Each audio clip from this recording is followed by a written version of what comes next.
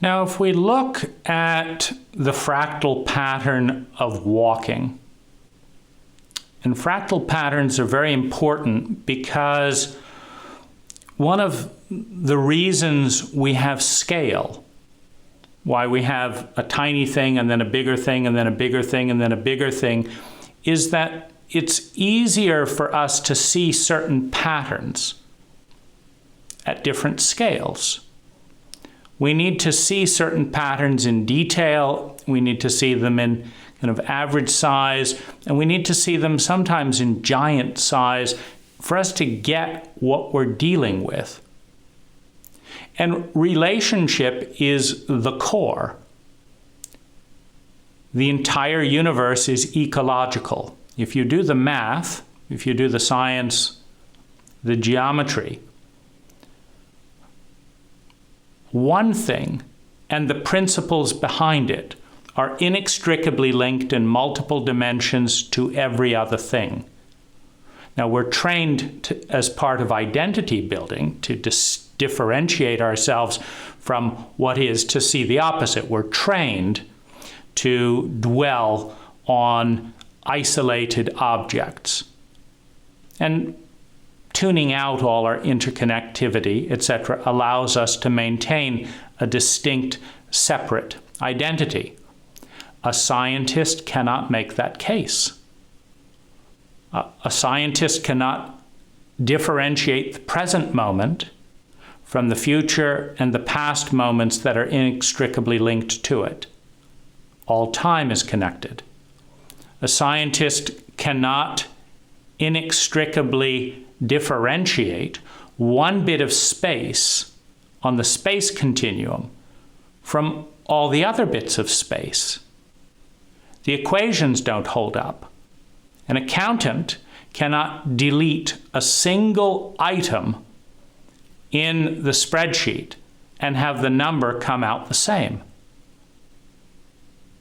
An accountant cannot delete a single human being and have the equation of humanity, of the planet, of the universe come out the same. Everything is interconnected, but to build identity, we separate. Now, going back to the fractal pattern of walking, we take half of ourselves and we put it into the future. We lean into it. We put all the weight on half of ourselves as we lift up and lean in, and then we have to put all the weight on the other half of ourselves or we fall down. When we manage this juggling act, we make progress. We move forward. The cult, the species evolves.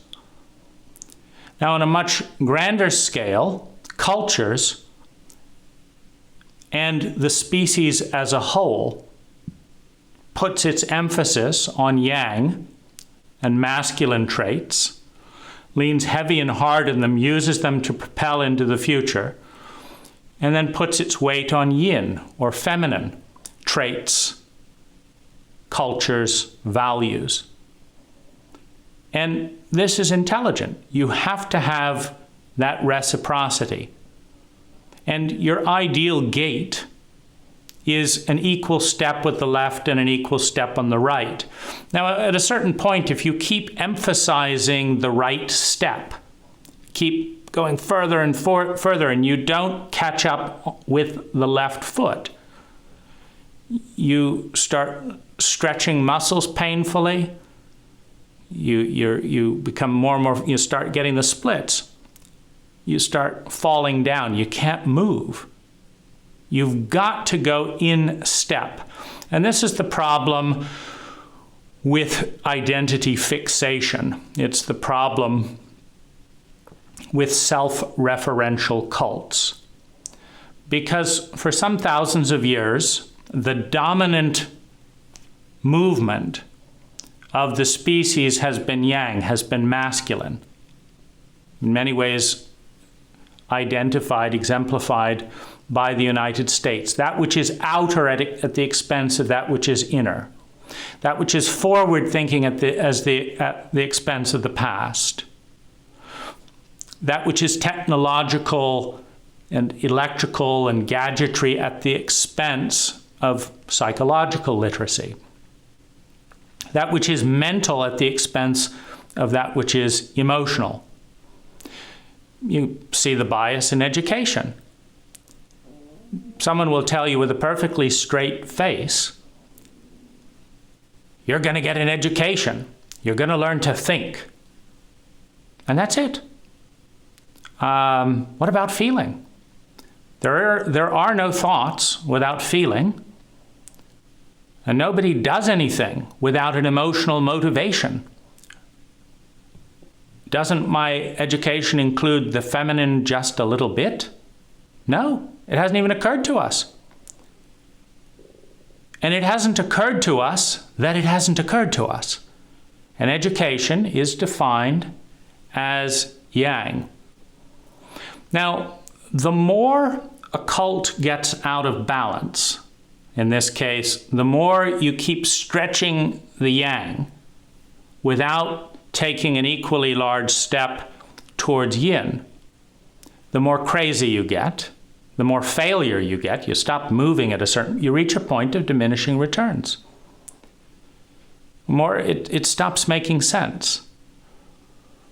And so what is it that stops this natural pivot? It's no different than an in-breath and an out-breath. If you keep taking in-breath and cannot let go, your body dies eventually. The health comes from the symmetry of the circle, the symmetry of the sphere. Every in-breath needs an equal out-breath, and they are equally important.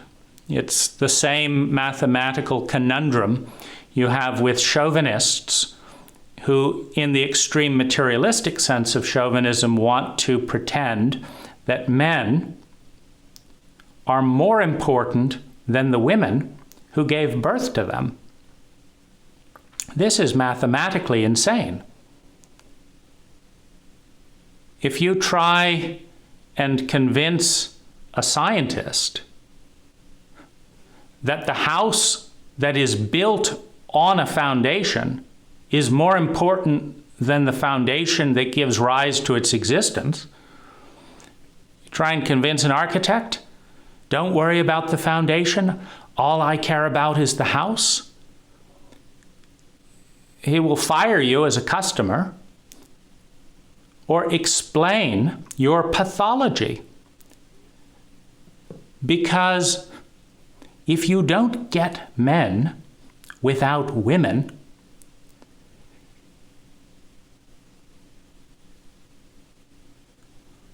the women are at least as valuable as the men you don't get without them.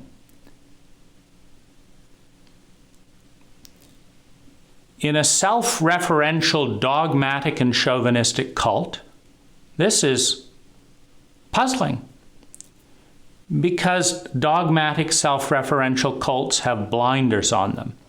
Well, we're in one of those long blind spots, and unfortunately, trauma, pain, and scarcity all threaten identity. It's just a fact. At a certain amount of pain and scarcity, you cease to exist. That's a reality. Now, the more threatened a population feels about not existing, the more dogmatically and panickedly, the more frantic their obsession is with their existence, their identity, with their ego. And an identity is a habit. It's a habit of thinking, a habit of feeling, a habit of speaking, a habit of doing, and a habit of being. So the more traumatized a cult is, the more threatened its identity is.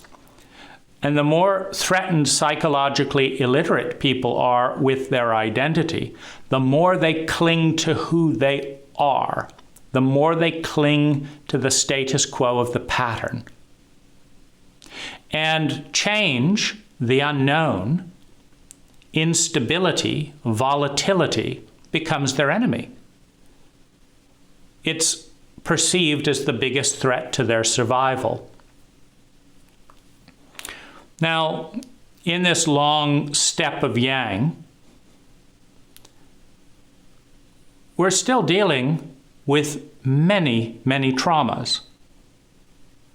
Our parents raise traumatized children. Our government raises traumatized citizens. Just look at how thrilled they are in bashing down people's homes with the SWAT teams, whether they're your political enemies or not. Do you really need armed pistol shooting men in threes pointing guns at children because someone's publishing something on a laptop counter to the government narrative? Do you really need 20 people breaking a door down when they could just knock and say, we have reason to believe this and that? No, it's about dominance. We're going to hang on to the status quo. And we're going to traumatize the shit out of anyone who opposes our frame, our dogma. Now, this is a divergence from nature which rewards and creates endless diversity, which healthily leads to many minorities. You look at a rainforest, and you've got a complex ecology of interconnected organisms in a stunning amount, of density per cubic meter. If you cut everything out except 2 or 3 species to fit the line, to fit into the box of what we can think of, we start to lose the beauty of that complexity. Now, one of the things that this means is that everything emotional, everything relational, everything ecological, everything feminine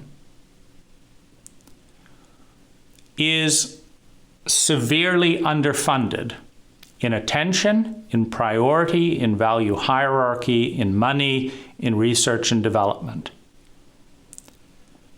Now, in that environment, Stan Dale, the Human Awareness Institute, brought a seed of femininity from some of the cultural remnants of Japan, of the geisha, of feminine grace. And that's a very hard plant to plant in American soil. It threatens the underpinnings of a self-referential cult. It brings up fear of the unknown. And it is definitely not valued as highly by the great majority as a new BMW, as a higher salary. I work for a lot of very wealthy clients who are stressed, who have very little time, who have very little emotional bandwidth. And they'll rush out to their 40 to 80-hour weeks, and they'll rush home and do endless renovations on their outer home. They can afford a new granite countertop. Now they can redo the back garden. Now they can put in a new driveway. But what's paying for all of this is time that in a healthy, balanced culture could be spent reflecting. What's being sacrificed is the resonance of the family. And sometimes I tell clients directly, you do not need a landscape as much as you need a 3-month family vacation. That would cost less and yield far more value in the area you need it most, your feminine side. Sometimes I get fired for saying this, because this is not what a good business materialist is supposed to say. Sometimes they wake up from the dream and start questioning why it is that 90% of their assets are continually reinvested to make things in higher and higher finishes, while completely negating the feminine sphere of the family, the quality time, etc. And why exactly don't they retire or take a year off rather than buy another home, which they can then start the obsessive improvement process on the outside? Now commuting back and forth and managing new employees, etc., without nourishing the inside.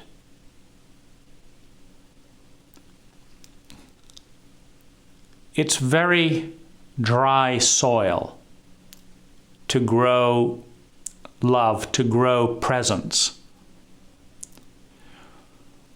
That dry soil, that starvation of resources, leads directly to underinvestments.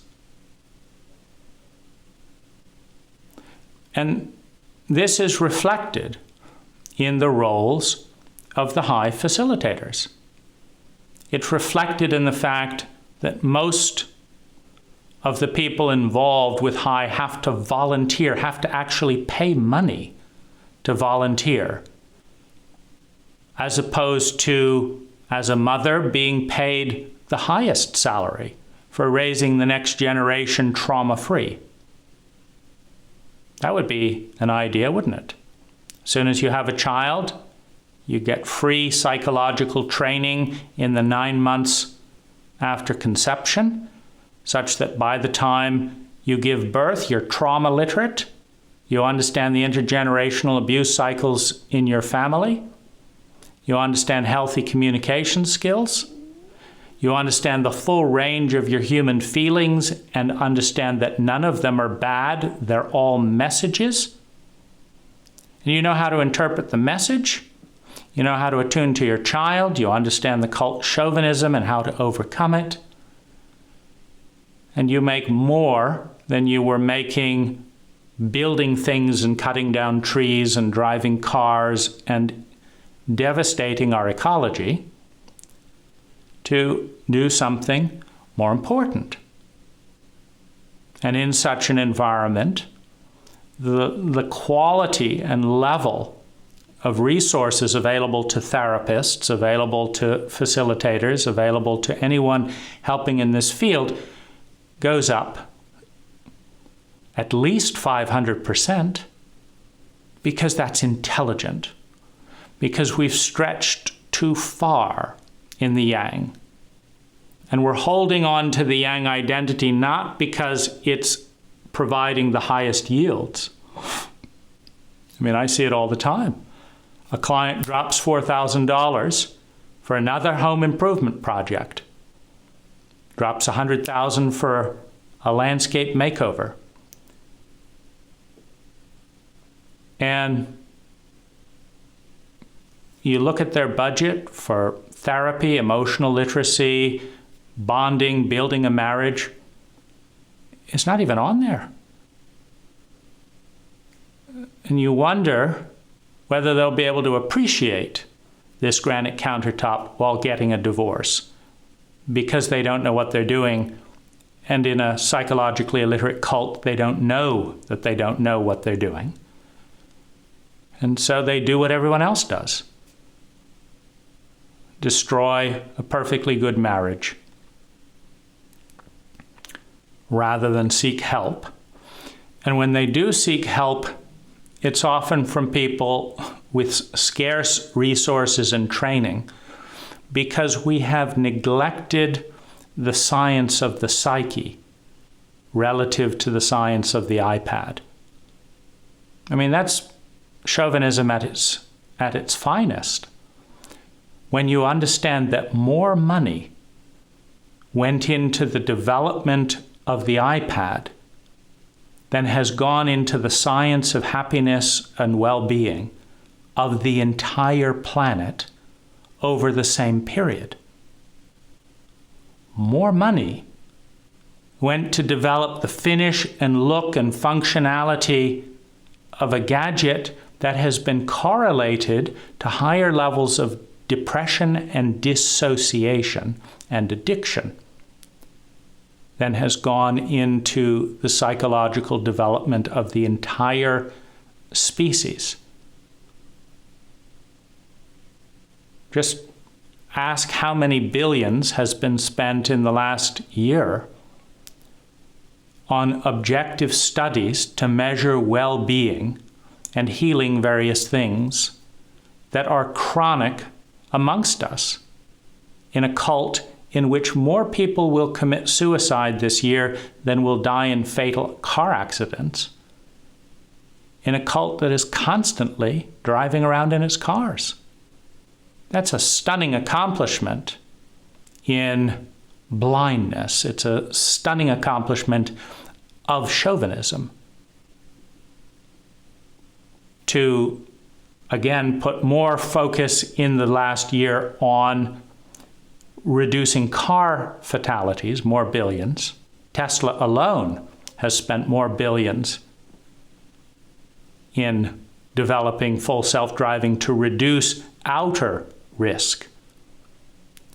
But has even 1/10 of that gone to studying the protocols that could alleviate the amount of pain that would allow someone to kill themselves, as a very big anomaly in nature's program, meaning nature has produced millions upon millions, tens of millions of species.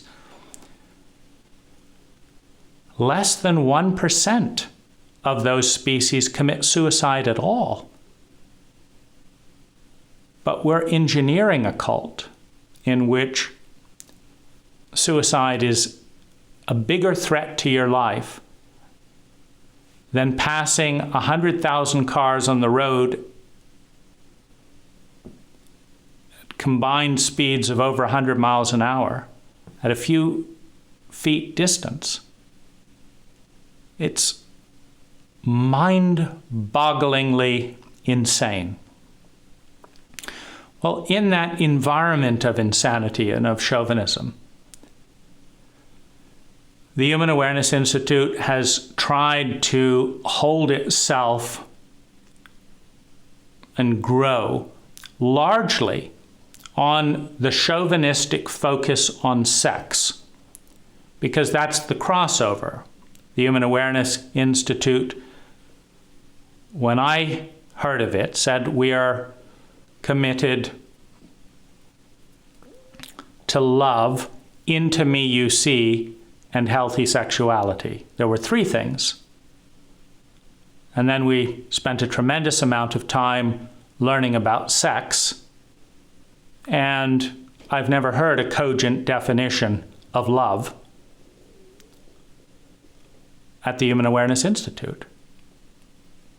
And there are so many things in the community that nobody sees. I don't see all the things inside of me.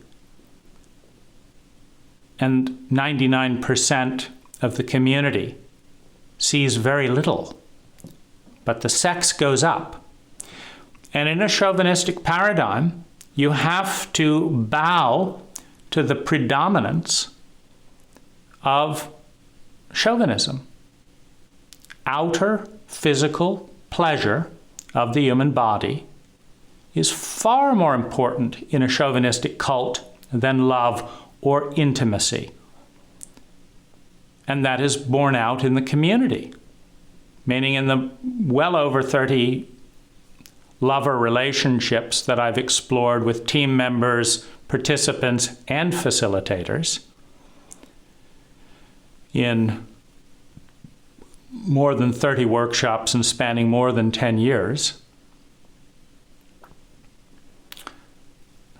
Sex was central in so many of those relationships. And the biggest resistance that I received from the community was around intimacy. I've had women stand up who were naked on my floor, naked in my bed. And when I said, hold on here, let's have some intimacy before consummating this relationship physically. Let's build a container, the feminine. Container building, holding a container, holding space. Space is feminine. Intimacy, a safe psychological conversation, is more important, or at least as important, as a safe sex conversation. Human beings are composed of heart, mind, and body. A chauvinist will say that the body is the most important, that the mind is the next most important, and the heart is, one of those feminine things that we have to deal with. I wish I didn't have these feelings, is the common refrain of an emotionally illiterate chauvinist. I wish I didn't have these feelings, because I certainly don't want to learn what they mean or how they function or how they've given rise to our species. I wish I didn't have them. The biggest blockage to healthy sexual relationships grounded in intimacy was intimacy. It takes about 12 hours to actually see someone clearly enough so that you have a sense of who you're making love to, and they have a sense of who they're making love to, and you both have enough of a sense of values and hierarchies and patterns you wish to avoid and patterns you wish to accentuate, so that you actually have a sense, is this a good idea? Is it loving for me to engage with you sexually when your needs are this, this, this, and this, and my needs are this, this, this, and this, and someone's not going to be happy? Do we love ourselves enough to find that out? And this was the single biggest friction between myself and the Human Awareness Institute community. It takes time, quality time, to see and be seen.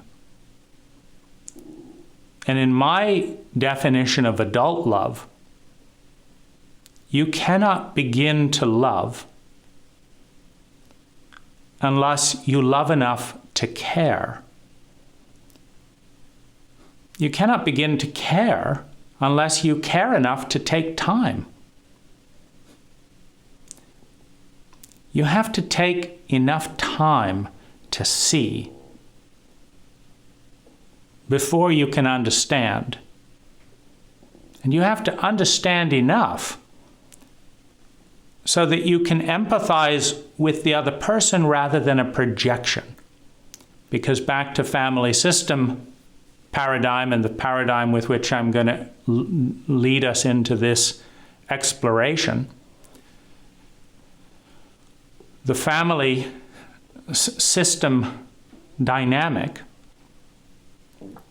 regurgitates the family system unless you've rebelled against the family system and formed an adult self, which takes an initiation, a transcendent moment outside of the cult system and the family system, an objectivity to start putting together synergies of what is rejected and what is included. And it's why I want to encourage anyone who ventures into this domain to look at this as a window into your cult, into your community, into your family, into your system, into your psyche. Because part of the yang drive is the drive to differentiate and dissociate. That's not my problem, is the favorite American saying. It actually is, if you do the science. So-and-so has coronavirus. It's not my problem. It actually is when your economy collapses. So-and-so is suicidal, can't pay their bills. It's not my problem. It actually is in an integrated ecology and economy. So-and-so is cheating on so-and-so. So-and-so is going to get their heart broken, but it's not my problem. It actually is when cynicism rises, when depression rises, when distrust rises. You want to go out on your next lust-scapade, and suddenly you find there aren't as many people interested in your sociopathic adventure. It is our problem. And that's really the key thing with understanding this paradigm of internal family systems. What we're internalizing is out there. And what's out there is you and you and you and you and you, and everyone else are just symbols. They're playing out the system. Physicists will point out conclusively that there are no observers, only participants. And in any abuse cycle, there is the perpetrator that must agree to initiate the abuse. There is the victim that must agree at some level, and will bypass the knotty problem of infants being brutally abused for the moment and limit that to adults. There's some degree of allowing and receiving the abuse. And then there's a whole majority of witnesses that have to stand by and pretend and that it's not their problem and dissociate from their own pain, which allows them to dissociate from the pain of the scapegoat in the current transfer of shame, the current transfer of who's going to be left holding the bag. It's always a minority, because otherwise the majority would do something about it. But as long as we agree to gas the Jews and not the majority, well, wish it didn't have to go that way, but it's not me. It actually is. It's all us. It just takes feminine consciousness. It just takes feminine values to study the science that reveals that truth. If you defund that science and only study the science of the masculine is the study of the part, of the line, of the particle. But the parts, the line, and the particles in their synergy are what form the one, is what forms the whole. So you can study the particle through the one, or you can study the one through the particle. You've got two eyes. Each sees things with a slightly different perspective. When the Human Awareness Institute did not respond as a community, as a team, as facilitators to my direct request for help after being sexually abused by Peter Sandhill, I didn't feel that you had nothing to do with it. I felt the message of every single one of you saying you're not valuable enough for me to respond to. You're not a part of me. You're not a part of us. And I do not want to be a part of you and your experience, your need, your pain, your insight, your care for other victims. I do not want to be a part of that. I got that message more than 1,000 times for more than 1,000 days. You are not a witness. You are a participant in the equation. Does the sexual abuse survivor in this circle have currency, have any value, or is it to be scapegoated? That's the equation, and it's not personal. That equation dictates the level of love, the level of trust, the level of intimacy, the level of abundance, the level of value of the entire circle. And it's a chicken and the egg dynamic. When I used to go to the East Bay, to Laura's East Bay support group, it was by donation. Many times there was almost nothing in the basket. A cult gathered together for perhaps the strongest sense of bonding and community in their week did not want to vote with dollars to say that this was the most important part of their week. Instead, they said, this is the one part of our week where we don't have to pay, so we're not going to. We have to pay our cell phones that we busily addict on. We have to pay our Netflix. We have to pay in a materialistic appearance cult to have our hair done for $75. We have to make that car payment to upgrade to that, spend thousands of dollars a year more to look better in an appearance cult. But we don't have to pay for human connection with competence. And I'd often put in $40 because that was unscientific. I knew it was important in my week. I knew it was more important in many ways than how fancy my clothes were or this, that, the other. Because having name brand clothes didn't make me feel any better. Having support and transparency did. And I've had this argument with women in the San Francisco Bay Area many times. You're the most perfect partner for me, but I'd have to pay bridge toll in order to date you. I see, good to know. Your ideal mate is worth less than $5 a day. Good to know. In a chauvinistic cult, that makes sense.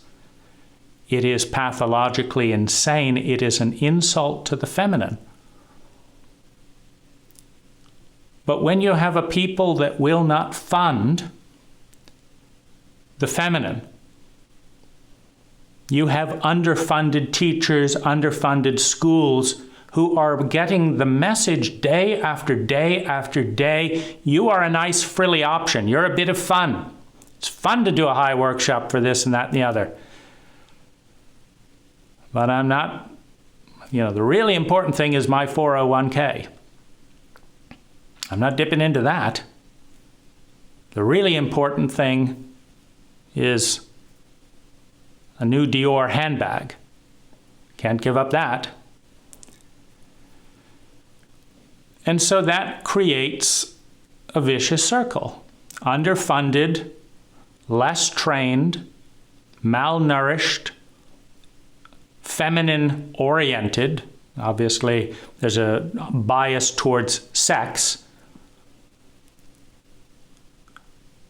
there's very little that I learned about feelings at 30 workshops. I learned a lot about sex and the protocols and asking for permission for sex and doing this and doing this. Very, very little about feelings. I'm still learning in this cult after $150,000 of therapy. I'm still learning what feelings mean. Isn't that amazing? $140,000 and still relatively clueless about how to read feelings.